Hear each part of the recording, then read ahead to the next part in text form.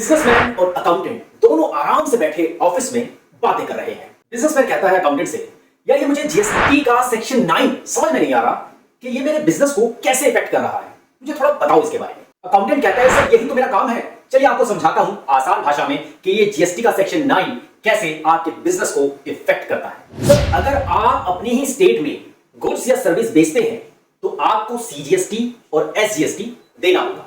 मान लीजिए आप 18% की स्लैब में कवर होते हैं, आपके ऊपर जीएसटी का रेट लगता है 18%, तो आपको देना होगा 9% सीजीएसटी और 9% एसजीएसटी।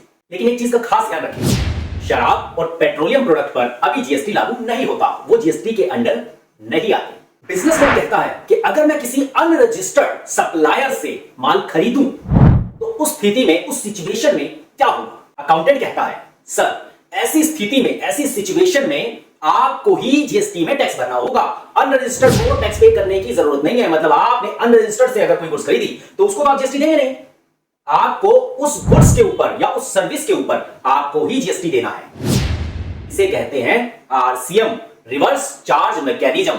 अगर सरकार किसी भी गुड्स या सर्विस को आरसीएम में डाल दे, या फिर अगर कोई ई कॉमर्स ऑपरेटर कोई सर्विस प्रोवाइड कर रहा है जैसे ओला, उबर, जोमेटो, स्विगी, तब ये सभी आरसीएम में कवर होते हैं, रिवर्स चार्ज मैकेनिज्म में कवर होते हैं, क्योंकि ये खुद जीएसटी पे करते हैं, सामने वाले से जीएसटी नहीं लेते।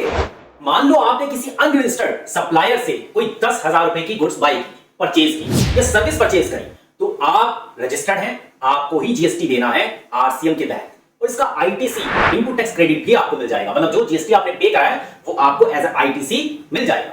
अगर आपका बिजनेस किसी ई कॉमर्स ऑपरेटर प्लेटफॉर्म के ऊपर चलता है, जैसे आप जोमेटो से रजिस्टर्ड हैं, जोमेटो पर अपना सामान बेचते हैं, स्विगी पर अपना सामान बेचते हैं, और आप जैसे ऑनलाइन मतलब कि मिंत्रा हो गया, इन पर अपना सामान बेचते हैं, फ्लिपकार्ट पर अपना सामान बेचते हैं, ठीक है, तो अमेजोन पर अपना सामान बेचते हैं, आपको ध्यान ये रखना है ऐसी स्थिति में आपको टैक्स नहीं देना। ये ऑनलाइन प्लेटफॉर्म खुद ही जीएसटी पे करते हैं, और कुछ सिचुएशन में जो ओला उबर वाले हैं, उन प्लेटफॉर्म पर जो ड्राइवर रजिस्टर्ड है, उन ड्राइवर को जीएसटी बिल्कुल नहीं देना। ओला उबर की जिम्मेवारी है, वो जीएसटी पे करेंगे।